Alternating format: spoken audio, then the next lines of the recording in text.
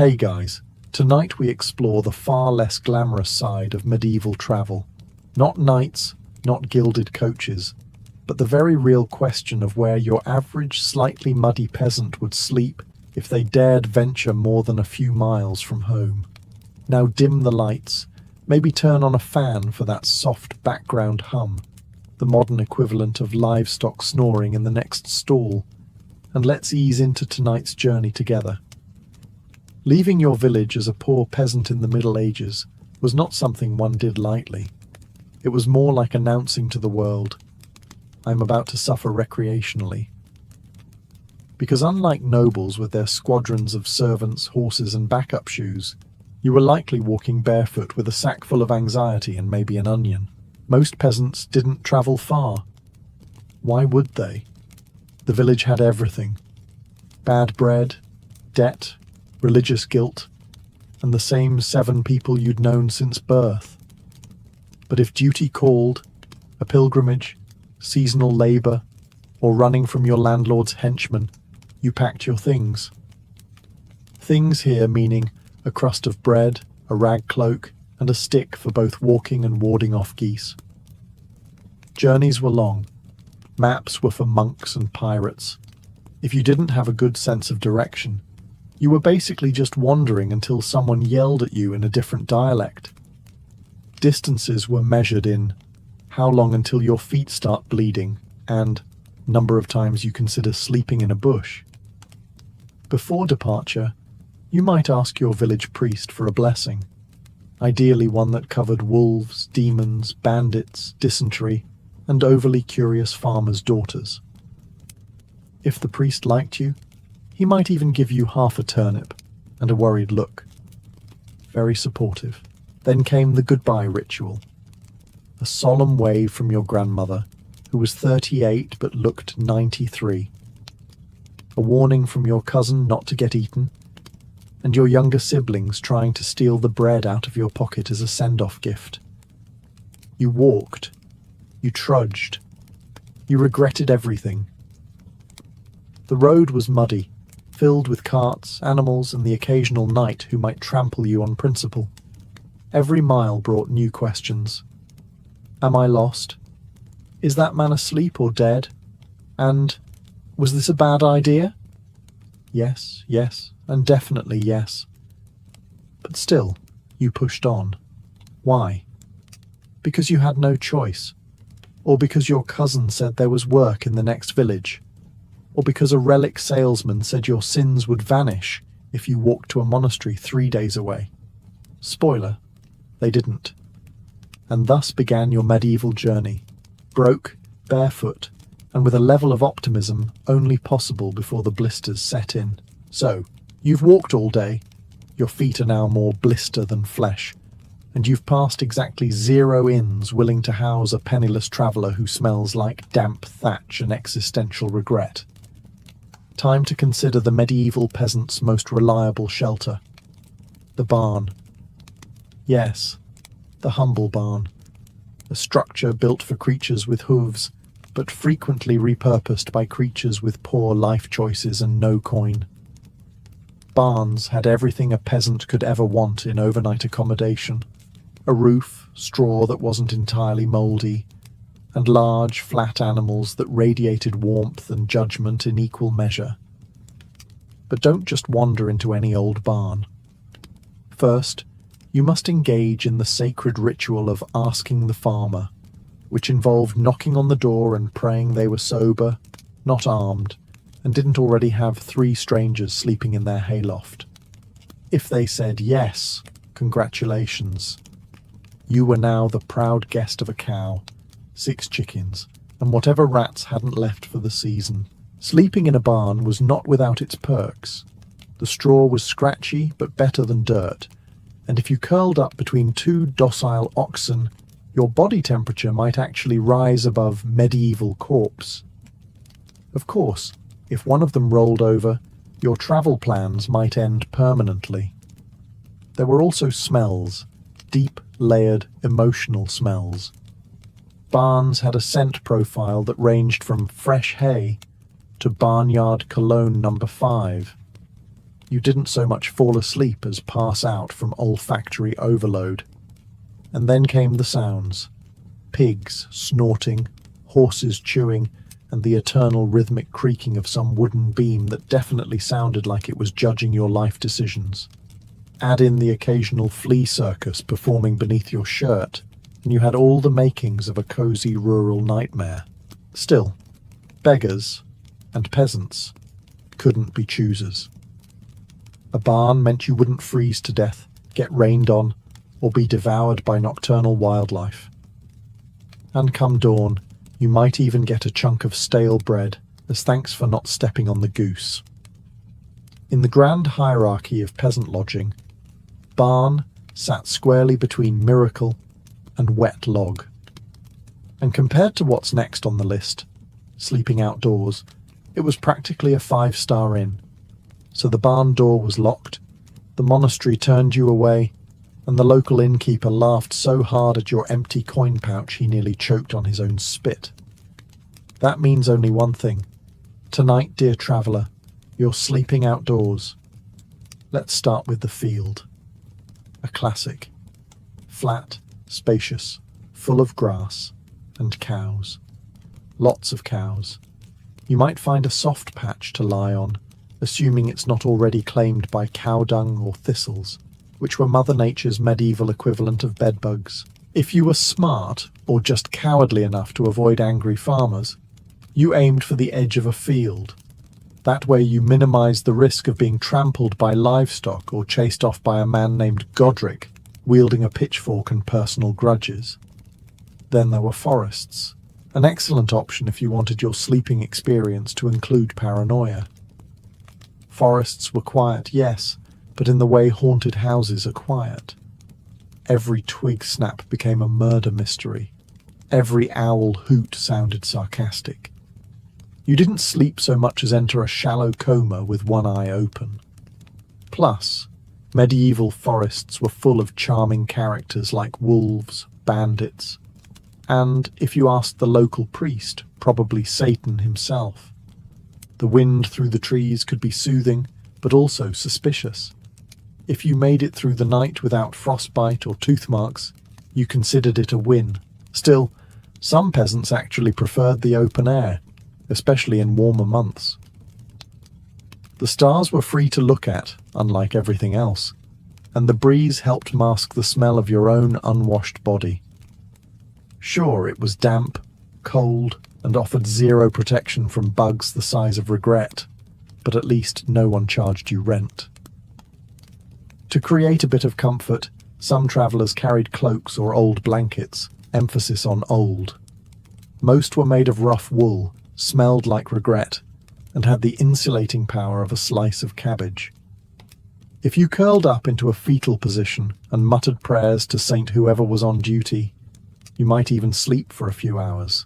Let's say you've already been turned away from the tavern because you couldn't afford a mug of watered-down ale, or the landlord didn't appreciate your aura of hopeless poverty. You've tried the fields, the forests, the barns, and now you're eyeing the one place that might offer both peace and a lower risk of being kicked in the ribs by a goat, the churchyard. Yes, welcome to sanctified sleeping, the hallowed ground where the righteous rest in eternal peace. And you, the travelling peasant, try to get a few hours without accidentally rolling into a grave. Churchyards were surprisingly popular among the itinerant peasant class. Why? Because they were public, semi-protected, and the dead rarely complained. Sleeping near holy ground was thought to provide spiritual protection, or at the very least, discourage bandits. After all, even the most hardened thief might think twice before robbing someone within sneeze distance of a saint's femur. Of course, there were risks. Local clergy didn't always appreciate vagrants turning their graveyards into medieval campgrounds. You might be awakened by a furious monk or a nun with a broom and zero patience. And if it was near a feast day or market, you weren't alone. The churchyard could resemble a crowded slumber party for the deeply uncomfortable and unwashed. Still, there were perks. Some churches had sheltered porches, called lich gates, where travellers could sleep relatively dry, assuming the wind didn't treat your blanket like an open invitation to misery. And there was always the hope that a kindly priest might take pity on you and offer some soup or bread, especially if you looked particularly tragic or had a good sob story involving sick goats. If it rained, the graves offered a kind of ironic comfort. "At least I'm not that guy," you'd mutter, curled next to a mossy stone, soaked but alive. Nothing like sleeping atop the departed to really drive home how much worse things could be. And who knows? Maybe you'd absorb some residual holiness through proximity, or just fleas from the grass. Either way, it beat fighting over a dry patch of mud in the alley behind the butcher's stall. Churchyards. Because sometimes divine intervention looks like a mossy bench and a stern warning from Father Gregory. When you were too broke for an inn, too cold for the woods, and too emotionally fragile to sleep next to a corpse in a churchyard, there was one last bastion of hope: the monastery. Yes, the solemn stone sanctuaries of men who had taken vows of poverty, chastity, and regrettable haircuts. These were places where weary travellers might find a meal, a floor, and a solid 8 hours of being silently judged by men who voluntarily gave up shoes. Now, let's be clear. Monasteries were not medieval bed and breakfasts. You didn't just waltz up and ask for a room with a view and a side of mead. You waited politely at the gate, often for hours, until a monk decided you weren't a heretic, a bandit, or, worst of all, a talkative heretic. If you passed this test, you'd be admitted under the ancient rule of hospitality. Treat the stranger as Christ, which sounds lovely, until you realize it also meant cold floors, shared soup, and being woken at 3 a.m. by chanting that sounded like Gregorian monks arguing with bees. Monks fed you what they ate, mostly bread, watery vegetables, and something pretending to be broth. If it had a flavour, it was probably penance. But after a day of chewing on air and disappointment, even boiled leeks felt like a feast. Just don't ask for seconds. That's how you get extra prayers instead of extra portions. Sleeping accommodations varied. Some monasteries had dedicated guest halls, which is a generous term for a long room with benches, hay, and the faint scent of damp wool and sanctity. You'd sleep among strangers, all trying not to cough too loudly and anger the friar with a broom. If the monastery was poor or overcrowded, you might be told to sleep in the cloister, essentially a stone hallway with spiritual acoustics and wind that whistled the Dies Irae. Still, monks didn't ask for money. All they expected in return was that you didn't steal anything, didn't blaspheme near the relics, and maybe confessed your sins, which, after 5 nights outdoors, probably included envy, wrath, and thinking about murdering a chicken. Was it luxurious? No. But it was dry, quiet, and came with just enough guilt to keep you humble. So your feet are blistered, your shoes gave up 2 villages ago, and the barn owl you tried to share a tree with last night nearly pecked your nose off. Welcome to the real medieval Airbnb, the roadside shrine. These weren't grand cathedrals or even modest chapels, more like holy vending machines. Little stone or wooden structures, sometimes containing a statue of the Virgin Mary, a local saint, or a chunk of something someone swore was once part of a martyr's femur. Positioned at crossroads or along pilgrimage routes, they served 2 main purposes: to inspire piety and to provide just enough cover for a nap without being rained on. For poor peasants on the move, these shrines became sacred snooze booths. If you were lucky, the overhang would be big enough to sit under. Even better, to huddle with your knees to your chest and pretend that damp stone was a mattress. And while shrines didn't offer food, bedding, or bathrooms, they did offer one priceless thing: plausible deniability. If someone found you snoring at the foot of St. Mildred, you could always claim to be praying. loudly, in your sleep. Now, of course, not every shrine welcomed freeloading travelers. Some were lovingly maintained by villagers who didn't appreciate your muddy presence ruining the aesthetic. But others were so remote that even the squirrels had forgotten them. For a weary traveler, that was basically five-star luxury. It helped that no one wanted to rob a shrine. Bad luck, you see. Bandits might risk their souls for a merchant's pouch, but they drew the line at stealing next to a painted icon of Saint Jerome with laser eyes and a passive-aggressive smirk. There was also a spiritual side. Sleeping near a shrine gave you that faint sense of moral safety, as if the saint would personally intervene if something tried to eat you. Of course, this wasn't guaranteed. Saint Hubert might protect you from werewolves, but probably not from trenchfoot or aggressive squirrels. And yet, despite the cold, the rocks, and the faint smell of damp holiness, roadside shrines remained a favoured fallback. Not because they were comfortable, but because they weren't worse. By the 7th blister, the 15th, no room, go away. And the 3rd time you were chased out of a barn by a donkey with boundary issues, you start to fantasize about a real bed, or at least a roof, or soup. That's when the warm, flickering glow of an alehouse window starts to look less like a building and more like a divine apparition with beer breath. Alehouses and taverns were the medieval version of the truck stop.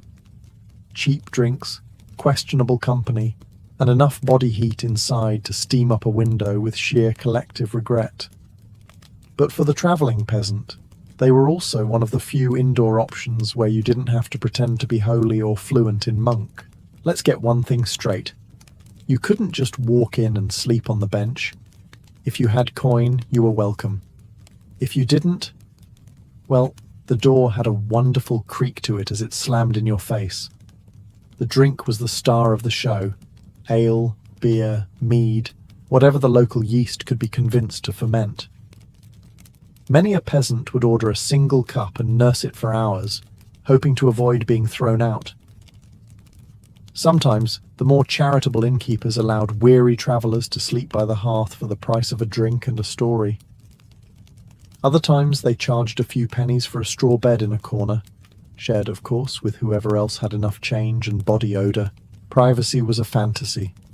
You'd sleep shoulder to shoulder with strangers who snored like war horses and mumbled confessions in their sleep. The floor was sticky, the benches uneven, and the fireplace smoke a constant reminder that oxygen is a luxury. But it was warm, and if you closed your eyes tight enough, you could pretend the rats were just small, curious cats. Sometimes there were songs, sometimes fights. Occasionally, both at once. But even amid the shouting and spilled ale, there was a strange comfort in it all, a reminder that you were still part of the grand, grimy flow of humanity. Taverns, where warmth cost money, but sleep came free with enough ale. Picture this. It's getting dark, the wolves are howling, or maybe just some very aggressive sheep, and your options are down to sleep in a puddle or knock on the door of a stranger who probably hasn't had a bath since Easter. Time to activate the peasant's final survival strategy, begging for shelter. This wasn't quite the modern Airbnb experience. There were no reviews, no app, and certainly no fresh linens. It was more like a roulette wheel with fleas. You picked a house that didn't look too murdery, walked up humbly, and pleaded with whoever answered the door for a place by the fire. If you were lucky, the owner would take pity on your blistered feet and let you in. If you were unlucky, they'd let the dog answer instead. Some families, especially in rural areas, were more hospitable. Maybe they remembered what it was like to travel, or maybe they just liked the gossip that came with hosting a stranger. A good story was worth more than a hot bath after all, mostly because no one remembered what hot baths were. You'd usually be given the least offensive corner of the house, near the hearth if you were lucky, near the goat pen if you weren't. Bedding ranged from straw and an old cloak to a suspiciously crunchy pile of rags. But at least it was indoors. You might even get a meal, a hunk of bread, maybe some root vegetable stew, and water that didn't glow in the dark. In return, you were expected to behave like a saint. No stealing, no eyeing the daughter, and definitely no suspicious noises after curfew. You were also expected to be up and gone by sunrise, lest you overstay your welcome and transition from grateful guest to suspicious squatter. Of course, this all relied on trust, which in the medieval world was about as sturdy as a three-legged stool in a thunderstorm. But somehow, it worked. Communities took pride in their occasional generosity, and travellers learned the fine art of being humble, thankful, and invisible by morning. It wasn't glamorous, but it beat sleeping in a ditch with judgmental frogs. There comes a point in every peasant's journey when desperation meets innovation. The night is too cold, the barn is full of angry cows, and the shrine has already been claimed by someone who snores like a demon gargling gravel. What's left? The marketplace. By day, medieval markets were a chaotic symphony of shouting vendors, twitchy animals, questionable cheese, and the occasional pickpocket who thought subtlety was optional. But by night, a ghost town, littered with empty stalls, overturned carts, and maybe a half-eaten turnip if you were lucky. In other words, prime real estate. The wooden stalls were often just frames with thatched or cloth roofs, more decorative than weatherproof. But they did offer shelter from wind and rain, and if you didn't mind the smell of onions and old fish, and honestly, if you were a medieval peasant you didn't, they were perfectly adequate for a night's sleep. Just tuck yourself under the counter, wrap up in whatever sack you were using as a coat, and try not to dream about roast meat. There was also a strategic benefit. Markets were central. They were near roads, churches, taverns, and occasionally, if you were in a fancy town, a public latrine that only smelled mildly hellish. Sleeping there gave you a head start in the morning, up with the sun, gone before the fishmongers arrived swinging slabs of trout like disciplinary tools. Of course, there were risks. Some towns had night watchmen who didn't take kindly to unlicensed snoozing. If caught, you might be scolded, kicked awake, or, worse, asked to explain yourself using complete sentences. And then there were the animals, stray dogs, opportunistic rats, and geese. Never underestimate medieval geese. They were loud, territorial, and had a personal vendetta against anything that moved. Still, it beat sleeping in the mud, and sometimes vendors would even leave behind scraps or stale bread, too crusty for customers, but just right for someone who hadn't chewed anything solid since Tuesday. Market sheds weren't built for comfort, but they were there. They were mostly dry, and best of all, they didn't ask questions. In the medieval world, there was one kind of travel that came with a mildly increased chance of sleeping indoors. Pilgrimage. Say you were off to Canterbury, Santiago, or some obscure saint's elbow bone shrine in the middle of nowhere. Congratulations, you just unlocked medieval travel's only loyalty program. Pilgrim hostels, also called hospitia, xenodokia, or just the place that smells like sandalwood and feet, were religious guest houses specifically for the holy wanderer. Run by monks, nuns, or locals trying to score points with heaven, these places offered shelter, soup, and the sweet promise of not dying in a ditch. All you needed was a pilgrim's badge, a little token or emblem proving that you were indeed walking for Jesus and not just avoiding your landlord. These badges were the medieval equivalent of a backstage pass. Wear one, and doors might just open. Forget one, and you were just another vagrant with sore feet and suspicious eyes. Inside the hostel, luxuries varied. You might get a straw mattress, a wool blanket, Or if you really struck spiritual gold, a shared bed in a drafty upper room. Clean sheets? Hilarious. Privacy? That's for nobles and heretics. But it was warmish, dryish, and the food, while often just soup that waved at a vegetable, was free-ish. Monks were usually the hosts, which meant a few things. Prayer at dawn, silence at supper, and absolutely no funny business. Pilgrims were expected to behave like saints, even if they smelled like goats. If you were caught stealing, lying, or flirting too enthusiastically with the icon of St. Cuthbert, you'd be out faster than a heretic at a bonfire. Still, for the weary poor, pilgrim hostels were a blessing, one of the few places you could count on some measure of safety and care. They were little sanctuaries on the winding road of medieval chaos. The takeaway? If you had sore feet, spiritual angst, and a convincing story about a vision involving the Virgin Mary and 3 geese, you could rest easy, at least for one night. Ah, the medieval noble estate, home to fine tapestries, roast swan, courtly intrigue, and a backyard full of peasants trying to sleep discreetly next to the manure heap. Yes, for the particularly bold traveller, noble lands offered opportunity, so long as you understood your place, and that place was very much behind the stables. Now, you weren't exactly strolling up to the castle and asking for a room. That sort of thing got you crossbowed. But noble estates were vast. Manor houses, fields, storehouses, livestock pens, and crucially, outbuildings. The stables, granaries, haylofts, and tool sheds provided cover, warmth, and, if you were lucky, a goat that didn't mind company. If you had a good sob story and the luck to catch a charitable steward, you might even be granted official permission to stay, briefly. Nobles liked to show off their Christian piety now and then, and allowing a peasant not to freeze to death was one of the less expensive ways to earn divine favour. But let's be honest, most peasants didn't ask. They skulked. They found a low wall, a patch of dry grass, or the lee of a building, and curled up like a guilty hedgehog.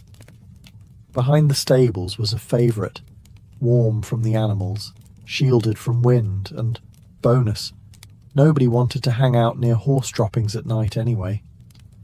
Instant privacy. Risks abounded, of course. If a guard spotted you, you might be chased off, or roughed up, depending on how bored he was. If the noble was particularly paranoid, you might be accused of being a poacher, a thief, or just too scruffy to be tolerated. And if the livestock didn't like you, well, let's just say being kicked by a medieval donkey was a character-building experience. Still, for the desperate, noble lands were tempting. They had resources, fences, and a tendency to leave things lying around unsupervised. Just don't touch the apples, or the pigs, or the fence, or anything really. Be invisible, be quiet, and move on before dawn, because nothing ruins a noble's breakfast quite like discovering an unconscious peasant snoring behind the compost pile.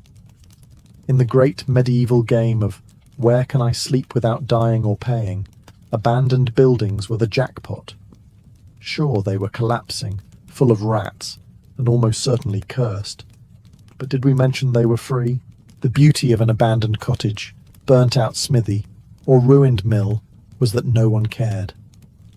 Nobles didn't send guards after you, monks didn't expect you to pray, and tavern keepers didn't charge you a kidney for a bowl of gruel. If you could get past the gaping holes in the roof and the unsettling whispers when the wind blew through the rafters, you were golden. These structures were often relics of better, or at least less plague-ridden times. A village abandoned during the Black Death? Ghost town. A watchtower no longer needed because the invading horde got bored? Empty and scenic. That old bathhouse that burned down after someone lit a candle near the oils? Smelled weird, but hey, 4 walls are 4 walls. Peasants didn't ask questions. They saw a roof, partial, a door, optional, and floor space, rat-infested, but still space. You stuffed some straw in a corner, maybe used your sack as a pillow, and hoped the spirit of whatever peasant died there before you was feeling generous. Of course, medieval superstition didn't help. Everyone knew abandoned places were haunted. That's why they were abandoned. Wailing noises? Must be a ghost? Cold draft? Ghost? Creepy goat staring through the window at 3 a.m.? Probably a ghost. But also probably just a goat? Probably.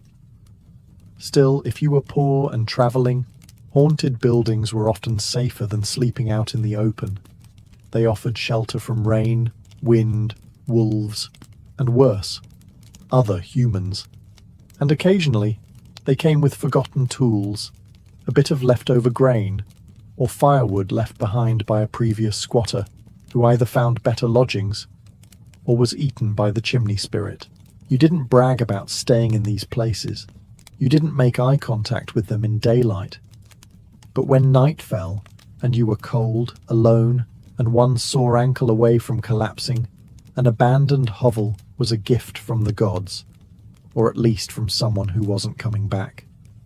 In the grand tapestry of medieval life, stitched with famine, plague, and people tossing chamber pots out of windows, there existed, believe it or not, the occasional kind stranger. Not often, mind you. But every once in a while, a peasant traveller hit the lottery and met someone who didn't immediately treat them like lice in human form. These rare individuals came in various shapes. An old widow who remembered what it was like to be poor, a tired farmer who had an extra crust of bread and a half-cleared barn, or a pious merchant who genuinely believed Matthew 25:35 wasn't just decorative Latin. Whatever the reason, they saw a stranger, raised an eyebrow, and said, "All right, you can sleep near the pig." Sleep. No one expected a feather bed or roasted goose. But a roof, a fire, and something vaguely edible? That was a medieval miracle. In return, the peasant usually offered to chop wood, fetch water, or pretend to understand the host's complaints about the tax collector. Of course, not every kind stranger was purely altruistic. Sometimes kindness came with a request. Watch the kids, scare off wolves, help fix a wheelbarrow that last saw maintenance during the Crusades. Still, it was a fair trade compared to being mugged by bandits or eaten by wild dogs. The danger, naturally, was that not every stranger who looked kind was. There were scams, traps, and the occasional innkeeper who'd let you sleep under his roof, then accidentally forget to mention the lice infestation until you'd already started scratching. But those were just the risks of the road. Word of mouth helped. Villagers whispered names of good folk. Old Martyr near the river, Brother Anselm 2 valleys over, that weird shepherd with a soft spot for travellers and sheep alike. These weren't hostels. They were whispers of hope, scattered across the map like breadcrumbs. So yes, sometimes the desperate traveller found a fire, a bowl of stew, and a smile that didn't look suspicious. And in a world where trust was as rare as fresh bread in February, that meant everything. Just don't overstay your welcome. Even kindness had a checkout time. Let's clear one thing up right away. When we say poor peasants slept with animals, we're talking about proximity, not passion. This isn't 50 Shades of Hay. It's about survival. Cold, damp, wheezing in the dark survival. Because when winter came knocking, and the only thing between you and hypothermia was a pig named Marjorie, you cuddled up and tried not to think about the smell. Animals were medieval central heating. Cows, sheep, goats, and pigs radiated warmth like big wheezing radiators that occasionally tried to eat your bedding. In many peasant homes, especially those humble enough to qualify as livestock inclusive, there wasn't much of a separation between living quarters and barn. The pig got one corner, you got the other, and the chicken wandered wherever it wanted because no one had the energy to argue with it. On the road, it was no different.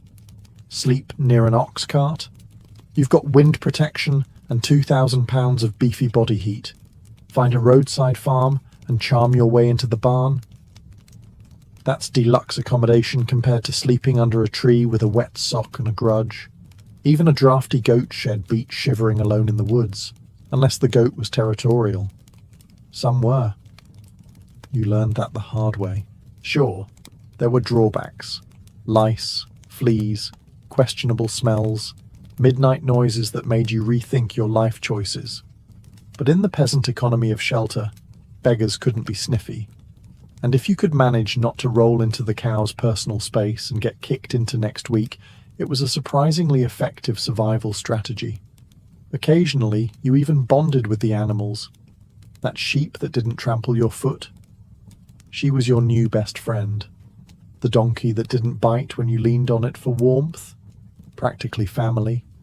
The pig that snorted at your snoring but let you stay. A saint.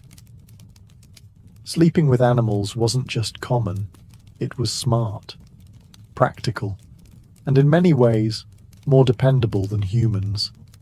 Animals didn't judge your patched tunic, ask invasive questions, or demand coins you didn't have. They just existed, snorted, and kept you warm, which, in the grand medieval scheme of things, made them excellent roommates. So you made it. You trudged through mud, slept beside goats, begged bread crusts from strangers, got sneezed on by monks, and maybe didn't get robbed every night. Congratulations. Now you get to do it all over again, in reverse. The return journey for a poor peasant wasn't some glorious homecoming. It was more like retracing your own bad decisions while slightly more dehydrated and 30% more lice-infested. You weren't just tired. You were spiritually, emotionally, and physically deflated, like a wine bladder that's been stepped on by a mule. And yet, somehow, you were wiser. Not in the way nobles are wise after reading Cicero by a fire. No, you were peasant-wise. You knew which barns had the soft hay, which roadside shrines didn't reek of goat urine, and which taverns had innkeepers who didn't water down the ale too much. You even had a mental map of which dogs bite and which just bark. Your expectations had also adjusted. Before, you were optimistic enough to think someone might offer you a bed. Now, you saw a dry ditch and thought, luxury, that soggy loaf of bread you traded for your last wooden spoon. Best deal I've made all week. And that monk who offered you soup and a 45-minute lecture on sin. At least it was warm. Perhaps the most painful part was knowing that no one back home would believe a word of it. Oh, sure, they'd say. You slept in a churchyard, dined on beetroot soup with Benedictines, and avoided a plague outbreak by hiding under a broken wagon. Right. But in your lice-bitten, blister-ridden heart, you knew. You'd survived the medieval road. You'd faced hunger, cold, and awkward silences with donkeys. You'd made it through the medieval hospitality lottery and lived to tell the tale. Though you'd probably wait until after a bath. The journey changed you. Your tunic was torn, your dignity mildly eroded, and your feet.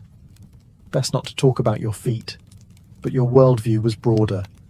You knew the kindness of strangers, the utility of goats, and the spiritual redemption of sleeping in places you swore you'd never mention again. You left as a peasant. You returned as, well, still a peasant, but one with stories. And that's something. In Tudor England, fashion was never just fabric stitched together. It was a bold statement, a social contract worn on the body. Every ruff, every jeweled gown, every carefully chosen sleeve was a sentence in the ongoing dialogue of wealth, power, and hierarchy. Clothes spoke louder than words, and to dress was to communicate. The Tudors lived in a world where appearances mattered immensely, and the monarchy, ever eager to maintain order, ensured that fashion became a tightly controlled language. This language was enforced by the infamous sumptuary laws, which dictated exactly what could and could not be worn by each class of people. These regulations were not merely suggestions, they were legal commands. Velvet, for instance, was the preserve of nobility. If a common merchant dared to dress himself in such luxurious fabric, he risked being fined or publicly shamed.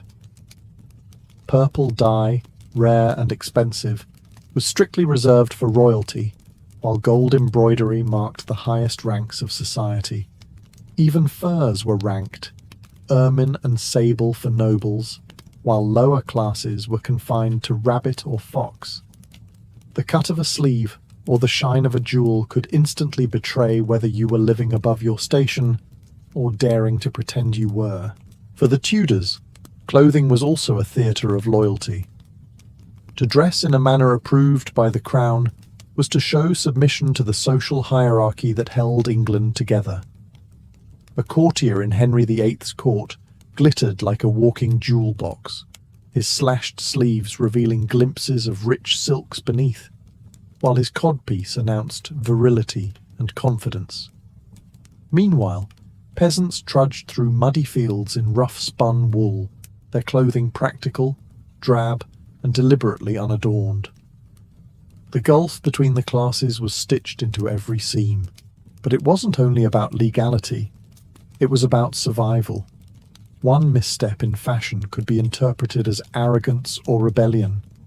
Wearing silk when you were not entitled to it suggested pretensions above your rank, a dangerous move in a kingdom where the monarch's authority was absolute.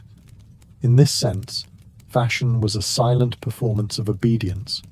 To follow the code was to keep your place. To break it was to invite ruin. Tudor clothing, then, was not just about looking good. It was about living carefully in a world where fabric itself carried the weight of politics. If there was one piece of clothing that screamed Tudor, it was the ruff. At first, it was just a modest frill peeking out from the collar, a neat little frame for the face. But, like so many fashions born in Tudor England, it grew bigger, bolder, and more absurd with each passing decade. By the reign of Elizabeth I, ruffs had ballooned into architectural marvels of linen, lace, and starch, encircling the head like the halo of a saint, though they were less about holiness and more about status. Creating a proper ruff was no casual task.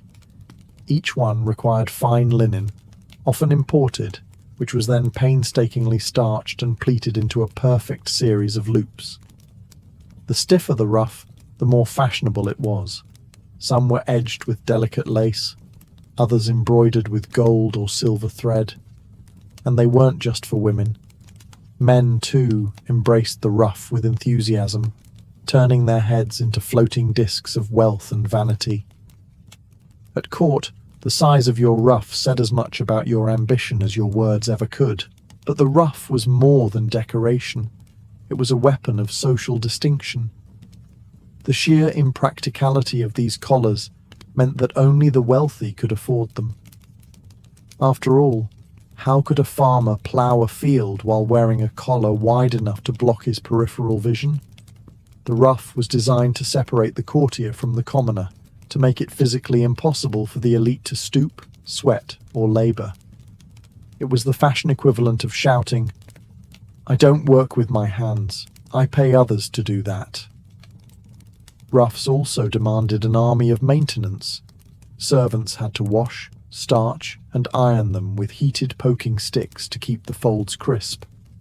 A wrinkled or sagging ruff was a disaster, signalling laziness, or worse, poverty. In this way, the ruff acted like a social trap. Once you adopted the style, you had to keep investing in its upkeep or risk humiliation. And yet, beneath the ridiculousness, there was beauty.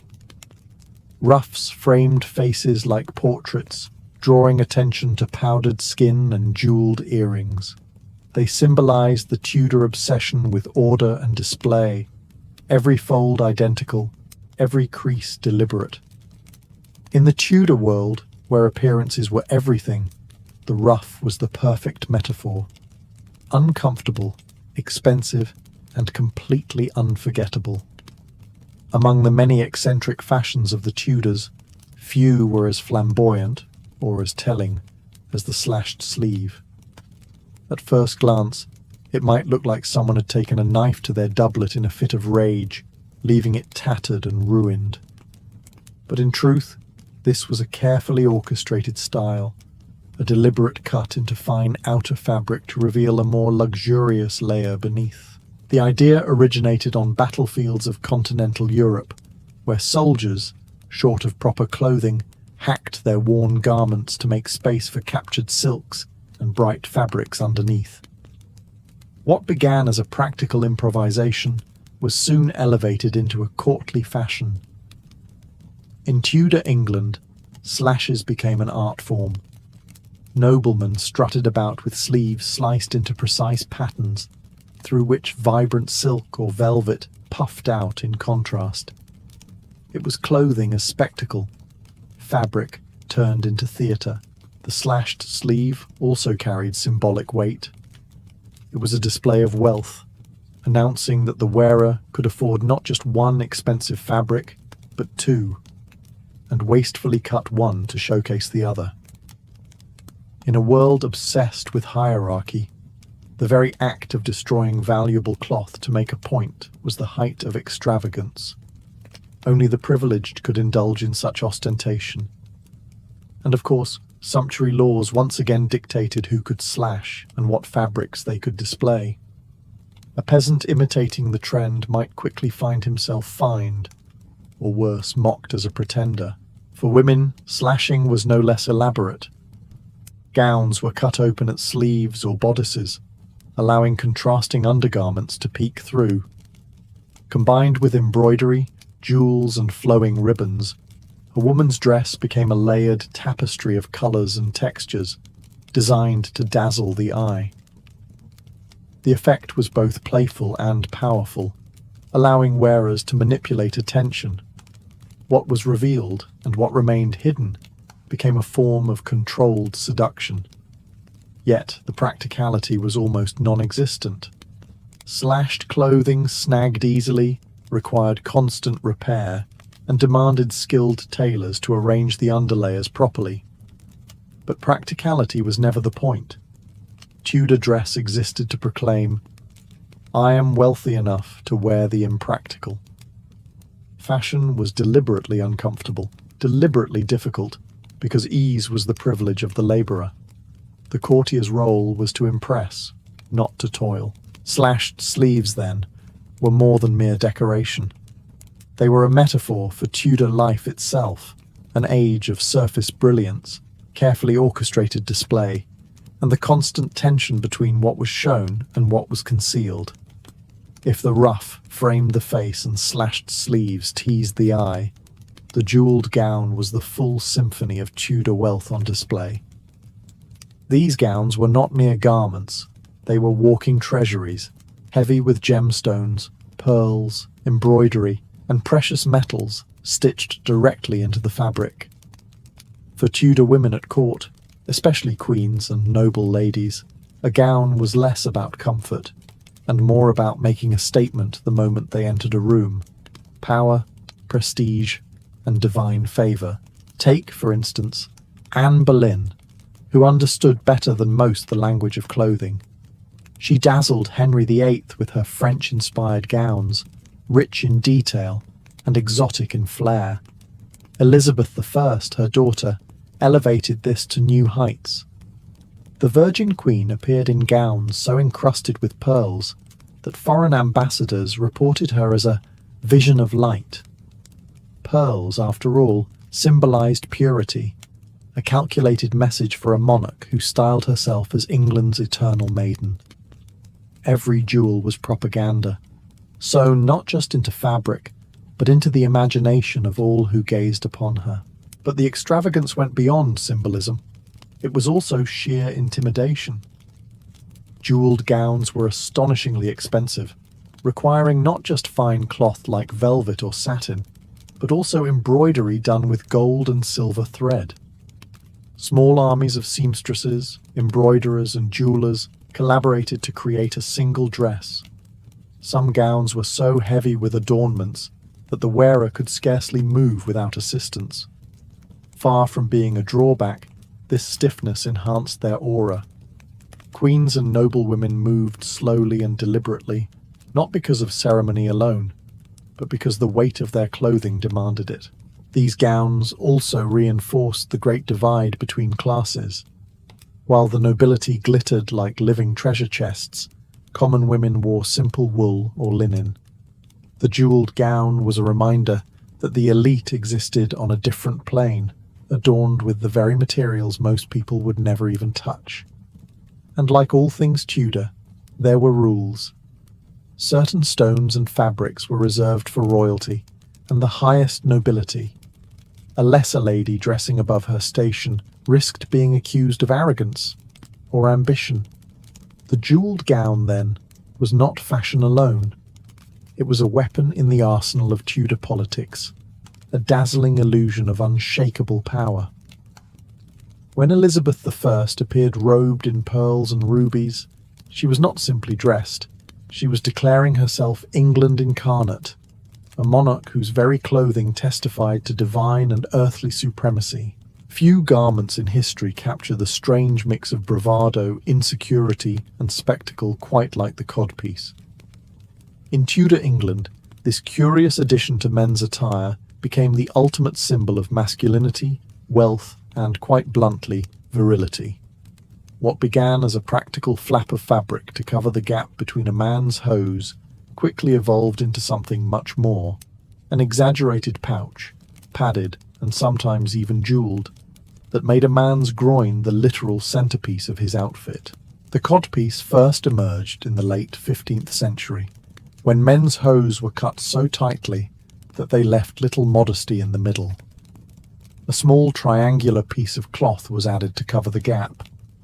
But as the Tudors embraced bold fashion statements, this modest cover grew, swelled, and ballooned until it became impossible to ignore.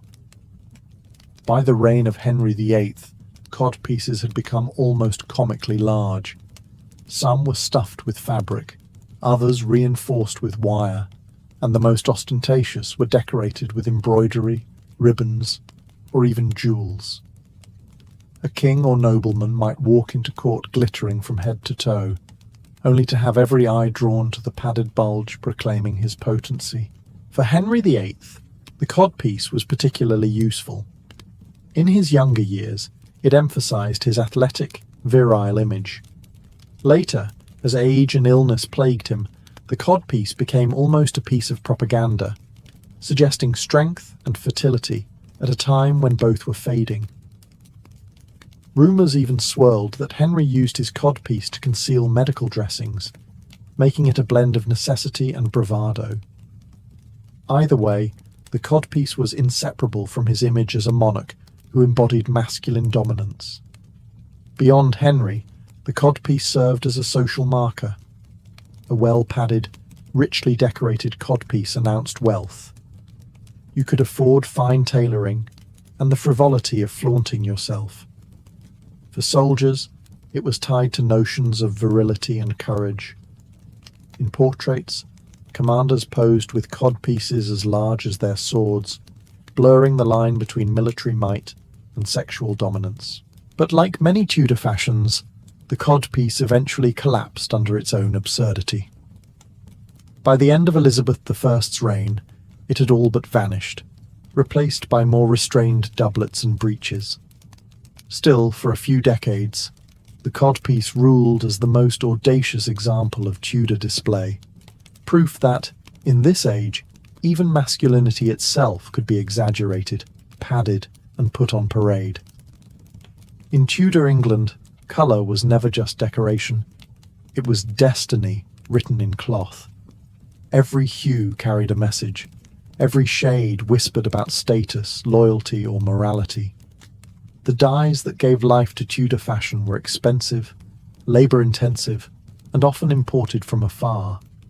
To wear a particular colour was to declare your place in the social order, and to attempt a colour above your rank was to invite suspicion, scorn, or even punishment under the sumptuary laws. The most coveted shade of all was purple, a colour so costly to produce that it was restricted almost entirely to royalty.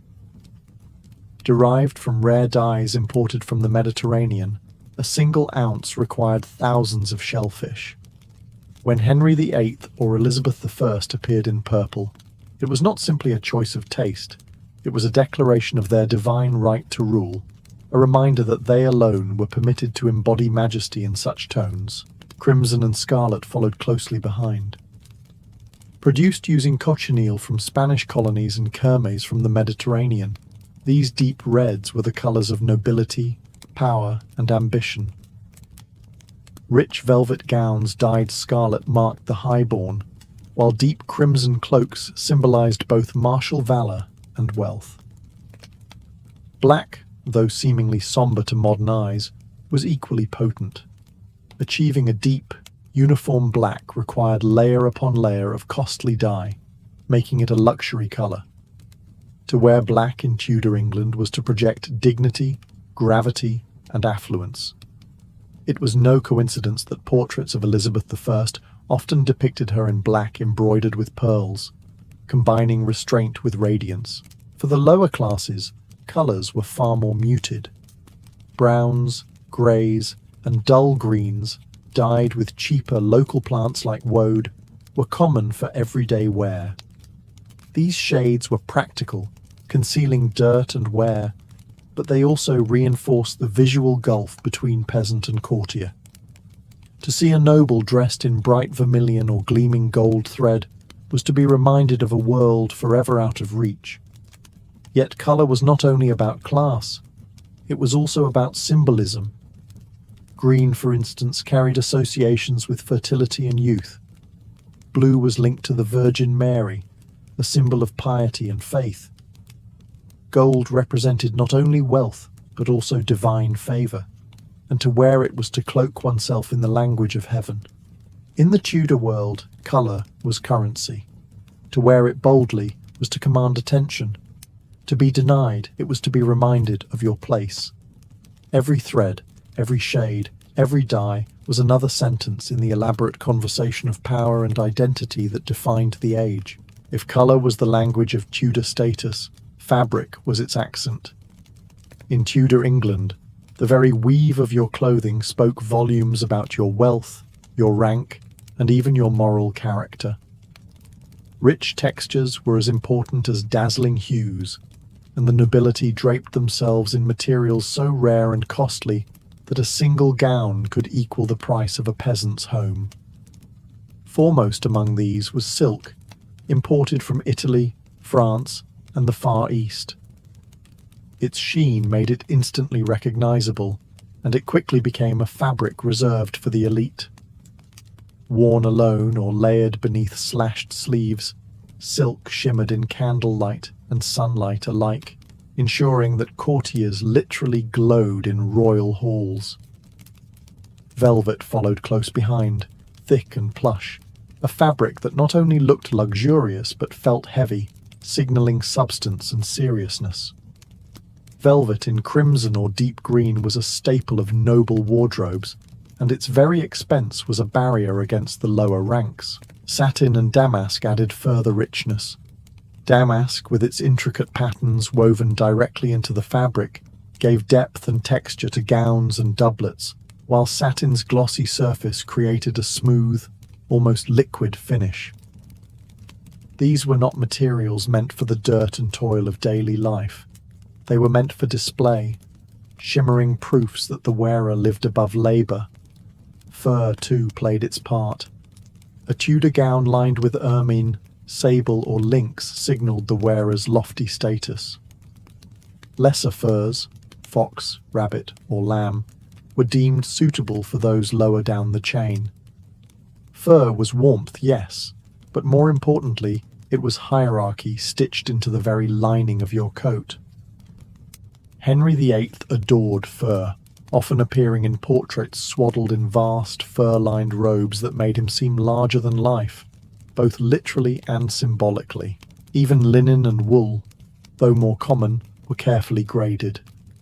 The finest linens, bleached to a dazzling white, were used for shirts and smocks close to the body, serving as a canvas for jewels and embroidery.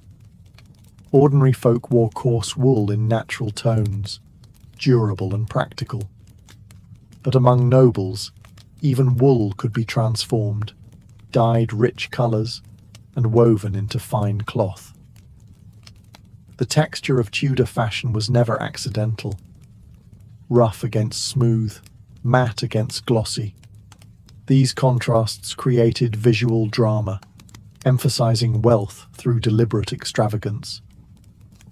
In a society where appearances define destiny, fabric itself became a tool of power.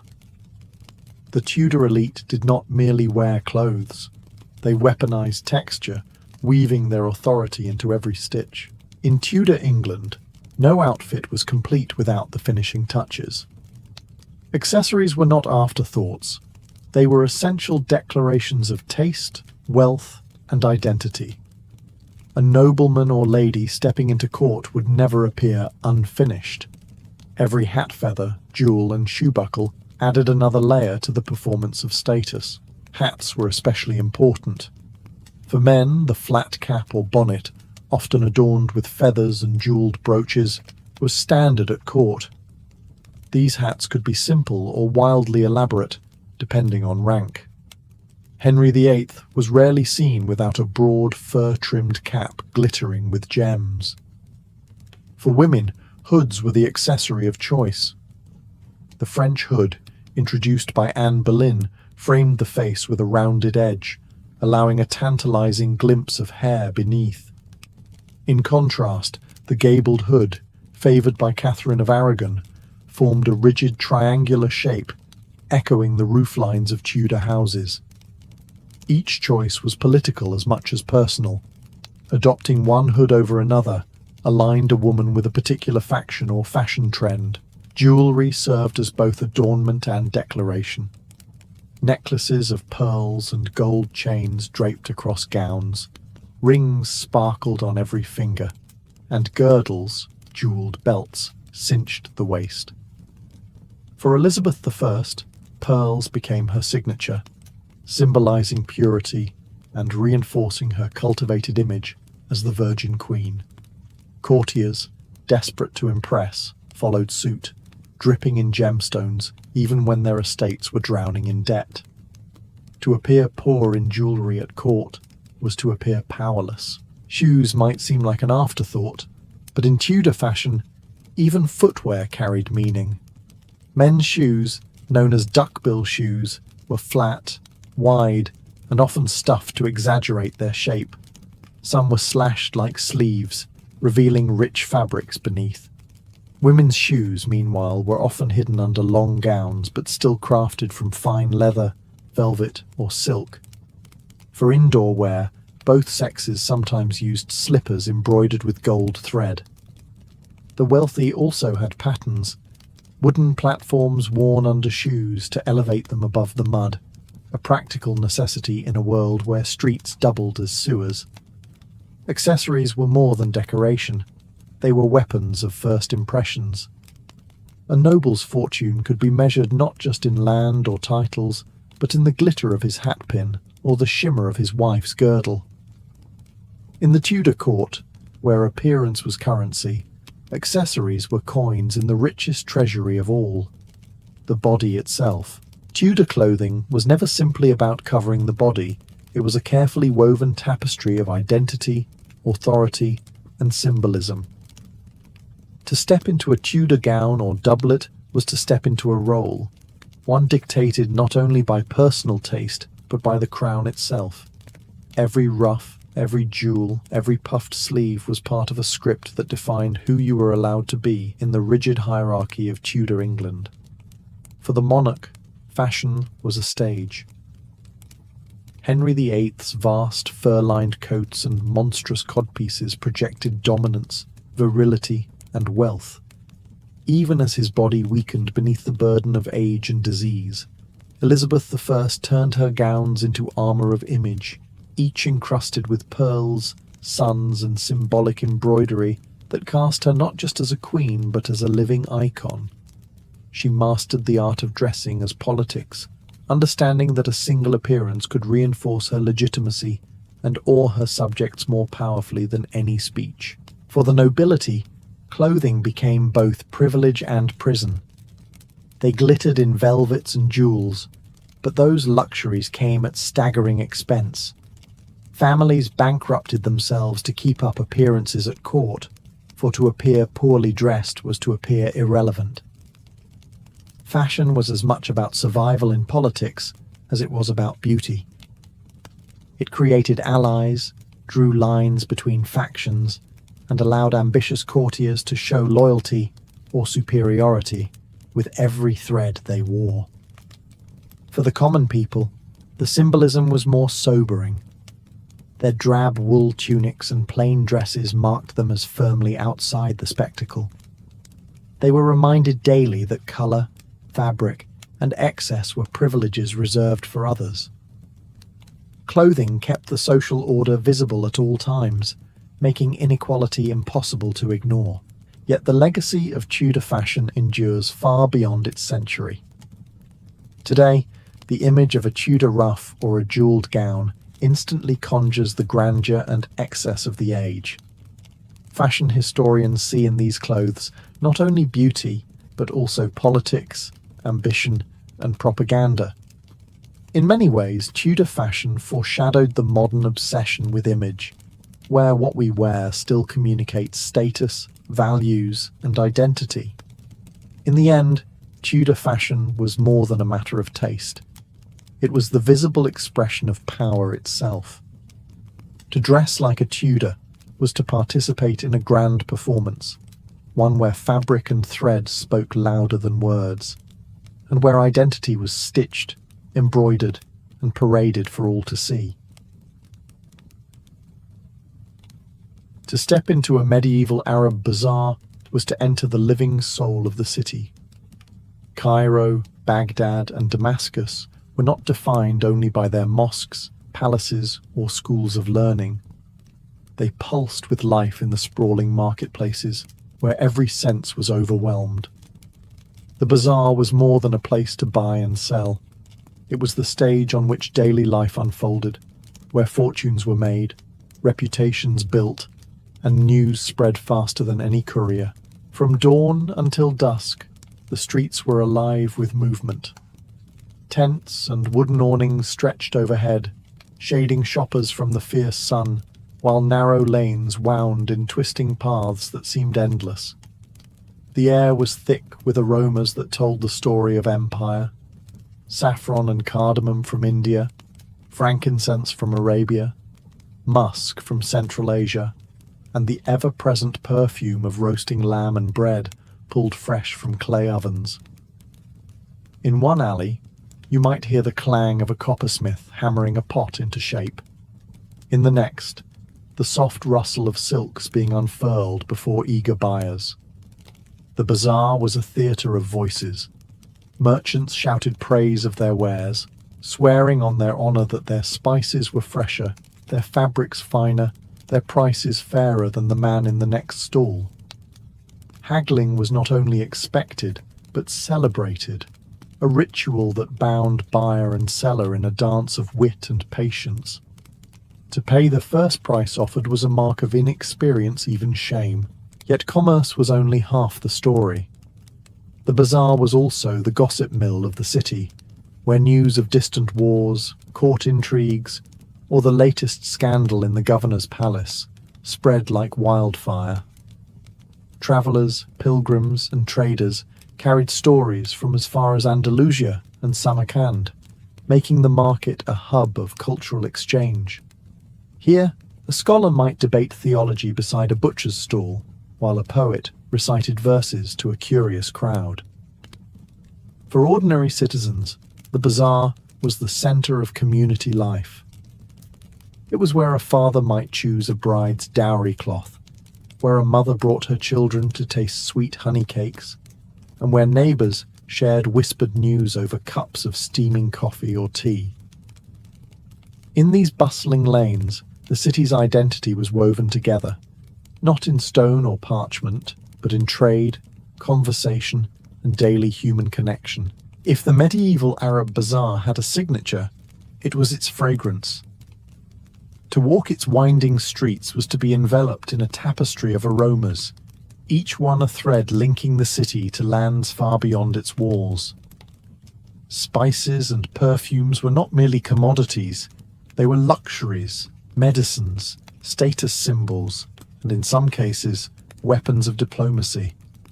Stalls overflowed with baskets of saffron, its golden threads worth their weight in silver, carefully measured out by merchants who guarded them as if they were jewels. Cinnamon and cloves arrived from India and the Indonesian Isles, transported by camel caravans and dhows across seas and deserts. Black pepper, so commonplace today, was then a luxury spice, a prized seasoning for elite households. Cardamom pods, nutmeg, and ginger were stacked in neat piles, their strong fragrances perfuming the air long before the customer reached the stall. Perfume sellers added another layer to this sensory theatre. In their shops, carved wooden shelves displayed bottles filled with rosewater from Persia, musk from Tibet, ambergris carried by sailors from the Indian Ocean, and frankincense harvested in Arabia. Perfumes were more than adornments. They played a central role in religious rituals, courtly life, and medicine. Physicians prescribed them to balance humours, while nobles used them to mark social distinction. The Prophet Muhammad himself had praised perfume, and in medieval Islamic society, scent was considered a reflection of cleanliness, piety, and refinement. Every purchase came with performance. Sellers invited customers to inhale the sharp bite of saffron or rub a drop of oil on their skin. They boasted of distant origins, from the mountains of Yemen, from the ships of Gujarat, and sometimes exaggerated, for in the bazaar, storytelling was as important as the product itself. Buyers, in turn, haggled not only over price, but over the prestige of the purchase. To walk home with a pouch of imported cinnamon was to carry a symbol of wealth just as much as food. But spices and perfumes were more than luxuries. They were bridges between worlds. Each whiff was a reminder that Cairo, Baghdad, and Damascus were not isolated cities, but crossroads of empire. The scents of the bazaar told of caravans trudging across deserts, ships sailing monsoon winds, and merchants weaving a network that stretched from China to Andalusia. In this fragrant economy, the bazaar was not just local, it was global, its air thick with the breath of half the world. If spices gave the bazaar its fragrance, textiles gave it its colour. The markets of Cairo, Baghdad, and Damascus dazzled with fabric, rolls of silk glowing like liquid light, carpets spread across the ground like woven gardens, and bolts of cotton stacked in every hue imaginable. In a society where clothing reflected rank, wealth, and taste, textiles were not just commodities, but powerful symbols of identity. Silk, the most coveted of all, came from China and Central Asia via the Great Silk Road, as well as from Byzantine and Persian looms. To touch it was to feel luxury itself, smooth, shimmering, and impossibly fine compared to coarse wool or linen. In the bazaars, merchants unfolded their silks with theatrical care, letting the fabric ripple in the sunlight to impress buyers. Wealthy families bought it for wedding garments, nobles draped it across cushions and curtains, and rulers gifted it to foreign ambassadors as tokens of prestige. Carpets were another treasure. From Persia, Anatolia, and even local workshops, carpets were both functional and artistic, their patterns alive with geometry, flowers, and sacred symbolism. A carpet was not merely something to walk on. It was prayer space, status symbol, and heirloom. In mosques, carpets softened the floor for worshippers. In homes, they decorated walls and floors alike. Buyers in the bazaar examined knots and dyes with care, for a fine carpet could last generations and command a price as high as jewels. Cotton and wool, though less expensive, were no less vital. Egypt in particular exported high-quality cotton, dyed in bright blues and reds.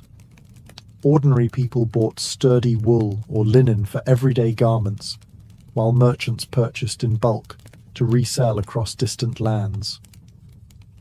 Dyers' quarters filled alleys with vats of indigo, madder root, and saffron, staining fabrics in brilliant shades that transformed the bazaar into a festival of colour.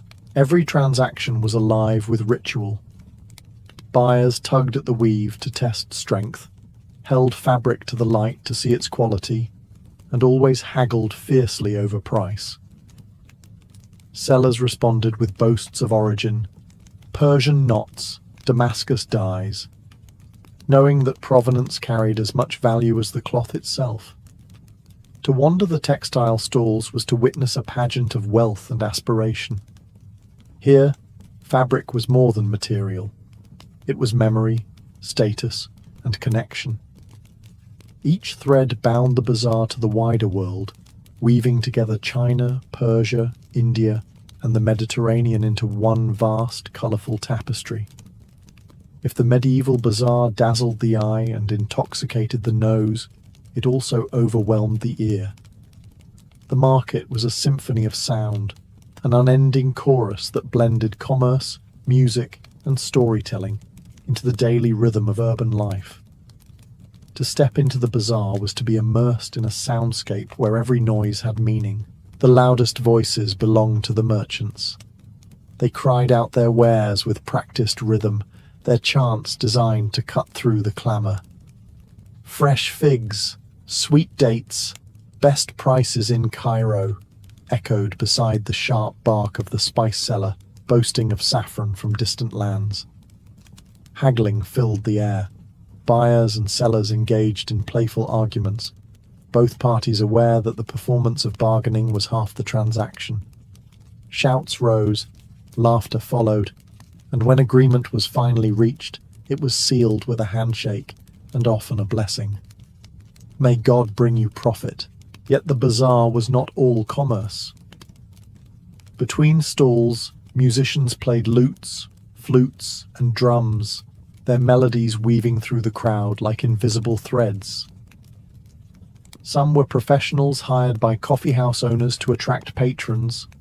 Others were wandering minstrels who lived from coin to coin, their songs carrying tales of heroes, lovers, and saints.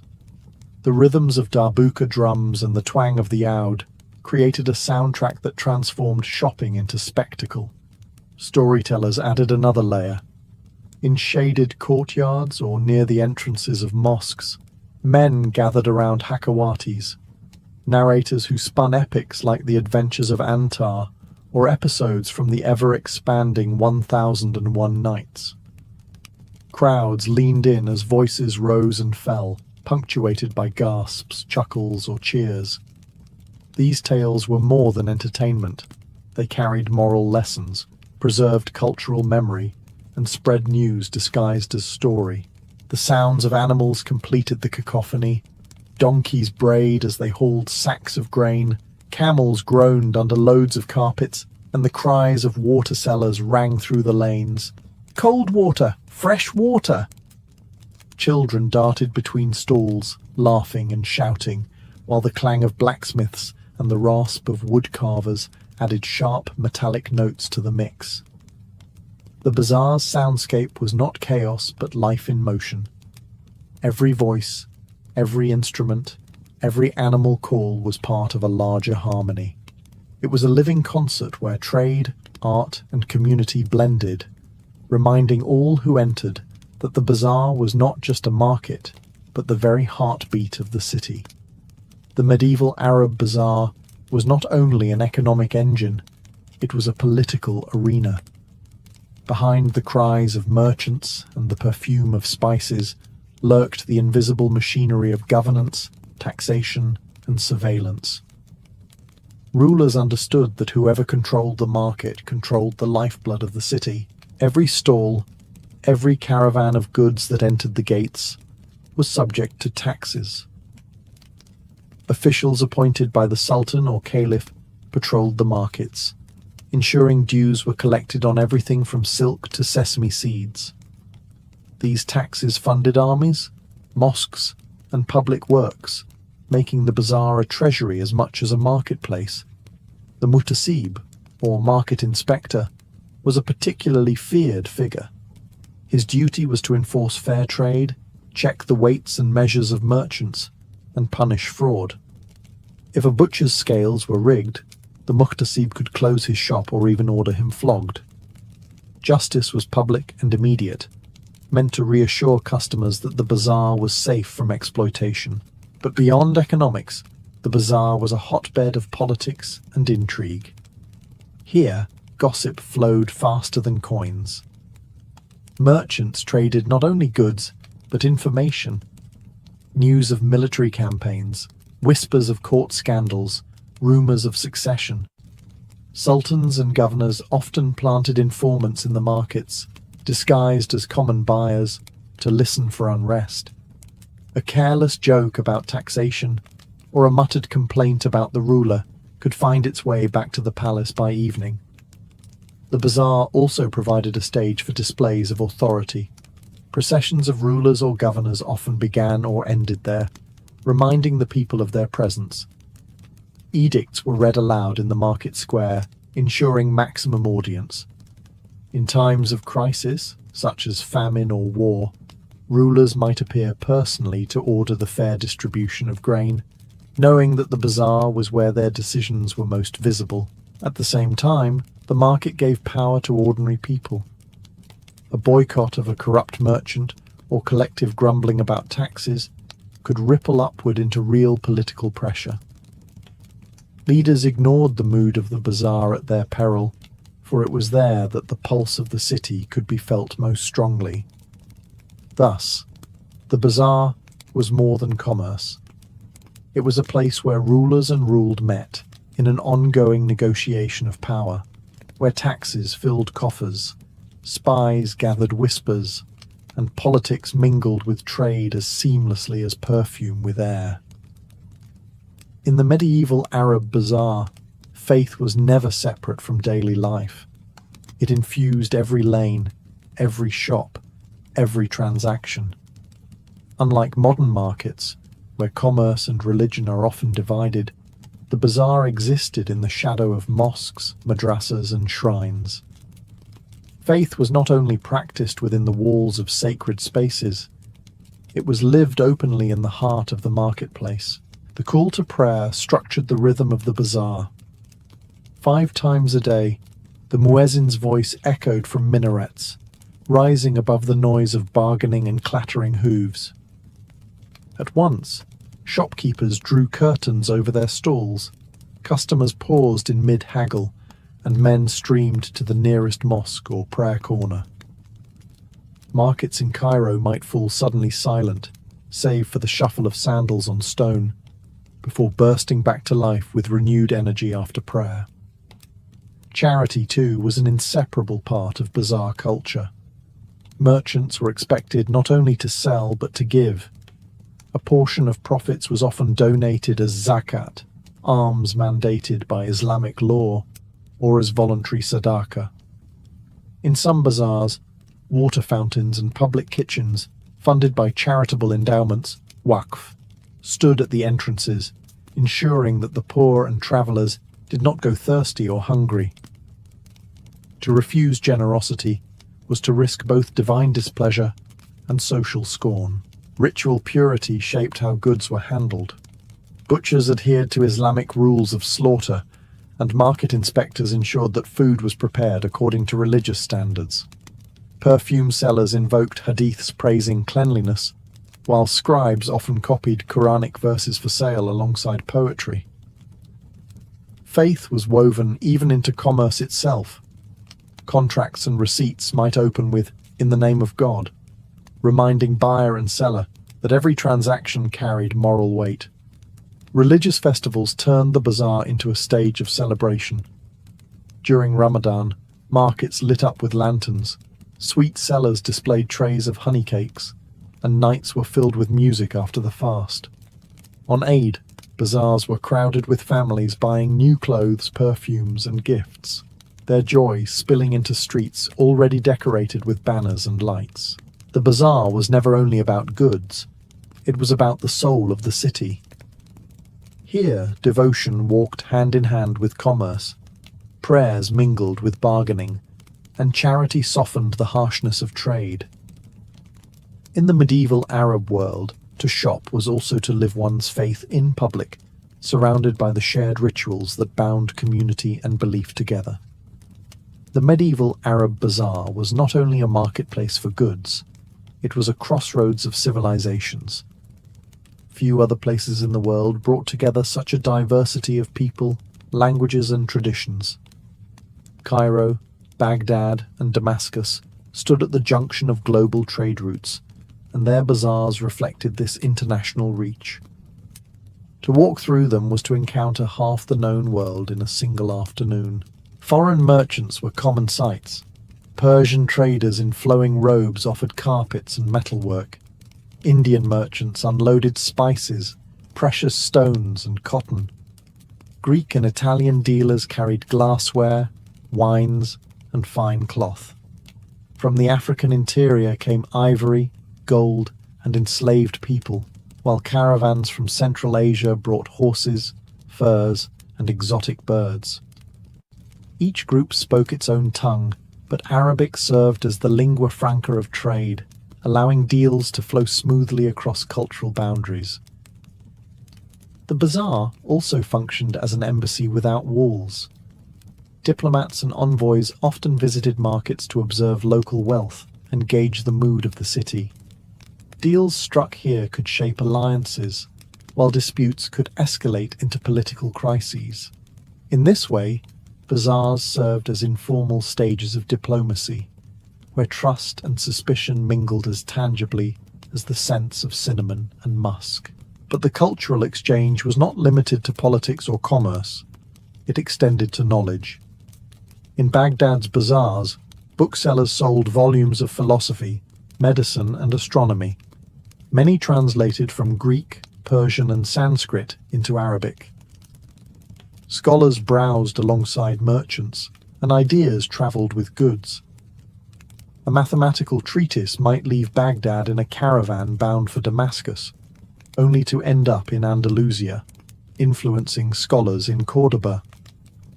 The bazaar was a classroom as much as a marketplace, where East met West in ink as well as in silk.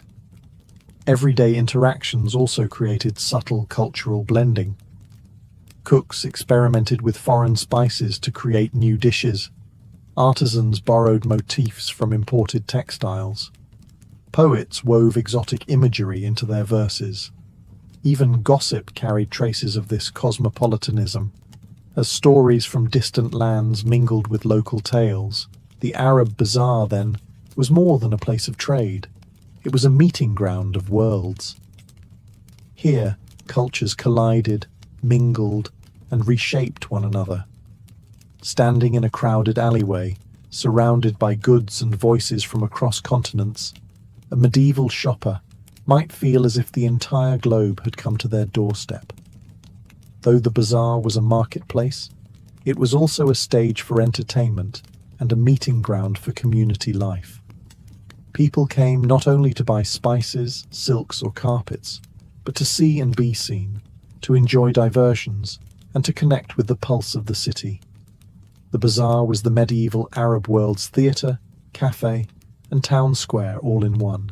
Coffee houses and tea stalls quickly became magnets for conversation. Men gathered to drink steaming cups, sweetened with sugar or flavoured with cardamom, while debating poetry, politics, or the latest rumours from the palace. These gatherings blurred the line between leisure and news. A coffee house was where one might learn of a new sultan's decree, hear a recitation of love verses, or even witness a heated argument about theology. Entertainment spilled into the lanes. Street performers dazzled crowds with acrobatics, juggling, and feats of strength. Snake charmers and trained monkeys drew circles of curious children and travelers, their laughter rising above the marketplace noise. Musicians with lutes and drums provided a soundtrack to daily life, while dancers, often accompanied by clapping and chants, performed in open courtyards or at festivals. The storytellers, the Hakawatis, were among the most beloved figures. Sitting on stools or platforms, they recited epics and romances that transported audiences far beyond the bazaar's walls. Tales of heroes like Antar, or fantastical adventures from what would become 1001 Nights, were shared in episodes, keeping listeners returning day after day to hear the next installment. These stories carried moral lessons, preserved cultural memory, and reminded audiences of their shared heritage. The bazaar was also a place of sociability for women, though their participation was shaped by custom and region. Women shopped for household goods, fabrics, and perfumes, often accompanied by relatives or servants. Within these errands, friendships were reinforced, dowries negotiated, and family alliances strengthened. The bazaar thus became a social bridge, binding households into the wider fabric of urban life. Festivals transformed the market into a carnival. During Ramadan, lanterns lit the night, sweet sellers offered trays of honey pastries, and storytellers kept crowds enchanted until dawn. On holidays like Eid, entire families flocked to the bazaar in their finest clothes, filling the alleys with joy and celebration. The bazaar was never only about trade, it was where people gathered to live. Through laughter, stories, music, and shared ritual, it became a living stage of entertainment and social life, the true theatre of the medieval city. Long after the traders packed away their wares and the storytellers finished their tales, the legacy of the medieval Arab bazaar continued to shape the world. These marketplaces were more than local centres of trade. They were engines of globalization, centuries before the word existed. From Cairo's Khan al-Khalili to Baghdad's bustling souks and Damascus's al-Hamidiyya, the bazaar defined the city and radiated its influence across continents. Economically, the bazaars linked regions into a vast network of exchange. Spices from India, silks from China, ivory from Africa, and furs from Central Asia all converged here to be resold and carried westward into Europe. Without the bazaar as an organizing hub, the flow of goods along the Silk Road and across the Mediterranean would have faltered. These markets were the arteries of medieval commerce, pumping wealth and variety into societies that had never before known such abundance. Culturally, the bazaars were equally transformative. They spread not only products but also ideas. Mathematical concepts from India, medical texts from Greece, poetry from Persia, and technologies like papermaking from China. The booksellers of Baghdad's markets, for instance, helped make the city a center of learning, where knowledge was translated, debated, and transmitted. In this sense, the bazaar was a library without walls, where wisdom traveled with the same speed as silk or cinnamon. Socially, the bazaar left its mark as the meeting ground of communities. It was the place where rich and poor brushed shoulders, where merchants and scholars conversed, where strangers became neighbors through the shared rituals of bargaining and storytelling. This social glue gave medieval cities their vitality and resilience, binding diverse populations into a single civic identity. The echoes of the medieval bazaar still linger today. Modern markets, from Istanbul's Grand Bazaar to Morocco's souks, preserve the architecture, scents, and rhythms of their ancestors. Even in digital marketplaces, where haggling is replaced by clicks, the essence of the bazaar remains. exchange, connection, and the mingling of cultures. In the end, the medieval Arab bazaar was never only about trade. It was the living heart of cities, the crossroads of empires, and the stage on which daily life, politics, and culture unfolded. Its legacy reminds us that marketplaces are not just places to buy and sell. They are the arenas where civilizations meet, create, and endure.